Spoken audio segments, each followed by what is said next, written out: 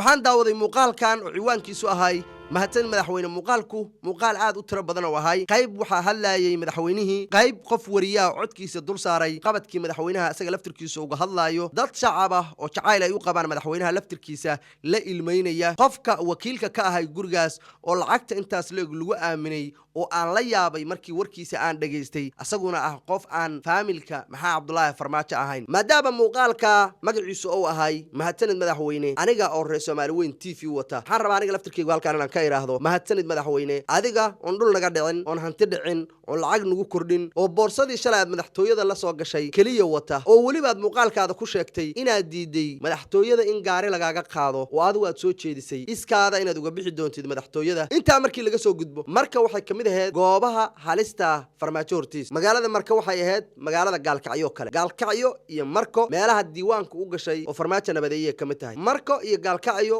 cudurka ka jiray cudur isku oga wahay marka waxa ka jiray wax la yiraahdo biimaal iyo habar gidir wax alla wuxuu dawlad Soomaaliyeena xal waa u waayeen sidaas la eego kale Gaalkacyo ayada laftirkeedu darbi baa dhex yaalay qofka koonfur joogaahu waqooyi inuu aado uma fududayn kan waqooyi joogaan inuu koonfur aado uma fududayn labadii meeloodba nabad maanta lagu naaloonayo oo sidaad u jeedin aabaha waayeelka oo loo ooyayo ayuu Farmaajo ka sameeyay markii qabyaalad laga tago iyo cuqdo laga tago oo ninka wajigiisa aad fiirisid mararka uu hadlaayo body language-kiisa waxaad ka daawanaysaa qofkaasu qof dadka Soomaaliyeed doonaya inuu samata bixiyo inuu yahay ayagii ogolayn ayagii qabiileynayaan ayagii xumaynayaan ayagii marban magac u bixinayaan hal qodob baan kugu daraya qof kasta oo Farmaajo magaciisa marka uu maqlo adigoo u jeeda sidii jinni quraan lagu akhriyay gugubanaya hadaa aragtid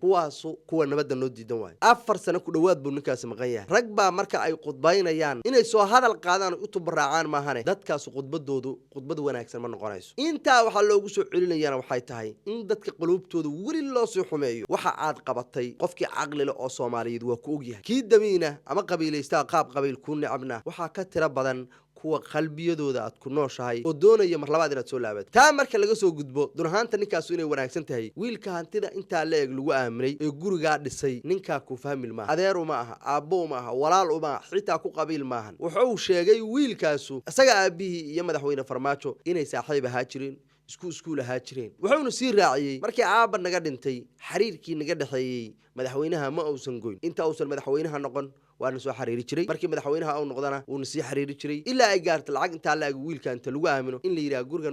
noocaasa halka nooga dhis asaguna si sharaf iyo karaamo iyo qurux leh mahadsanid madaxweyne qaybtoosa komitigan kugu sugaya mahadsanid madaxweyne inaad ka soo tira hadaa team nabad iyo nolol tahana muuqaalkan ku cibaadayso muuqaal kaste oo ninka looga hadlayo hadii aad aragtid oo aad kamid tahay dadka wadaniyada iyo Soomaalinimada aaminsan Soomaalinimada inaysan ninka nooga sokeyn inta aaminsan dad kamid tahay oo nabad iyo nolol anu saabaan aaminsanahay madaxweyne dalkan samata bixi kara oo position wanaagsan gaarsi kara oo Farmaajo ahayn hadda kadib haduu dhalo doono mooyi laakiin hadda mooga aniga faaniga ahayn ninka kaliya ee maya dhigi kara ee aan gumaysi ogolayn ama madaxa hoos in la aadiyo waa Farmaajo madaxweyne noogama sokeeyo madaxweynaha marka hore muuqaalkiisa laag saar kadib si share gare qaybtoos oo commentigan waxaad ku soo qortaa mahadsanid madaxweyne